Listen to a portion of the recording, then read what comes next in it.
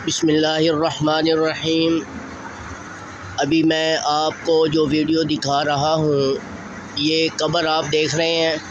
ये कब्र जनाब रसूलुल्लाह सल्लल्लाहु अलैहि वसल्लम की जलीलुल क़द्र ज़ौजा मुतहरा हज़रत सैयदना मैमूना रज़ियल्लाहु ताला अन्हा की कब्र मुबारक है। ये मैं मक्कातुल मुकर्रमा से 20 किलोमीटर बाहर एक मकाम पर खड़ा हूँ।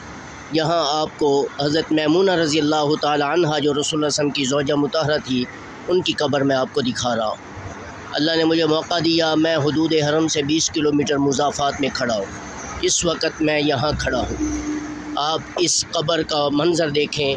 देखो मैं आपको कहाँ कहाँ की वीडियो आपको दिखा रहा हूँ और कौन कौन से मंज़र दिखा रहा हूँ। ये हज़रत मैमूना रज़ियल्लाहु ताला अन्हा की कब्र मुबारक है।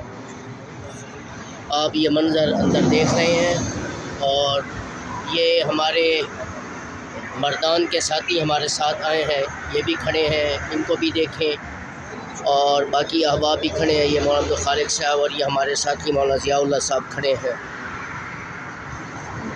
और ये तख्ती लगी हुई है उम्मुल मोमिनीन हज़रत सैयदा मैमूना बिन्तुल हारिस रज़ियल्लाहु ताला अन्हा। बिल्कुल सही सिमत पे मैं आपको लेकर आया, देख सकते हैं आप।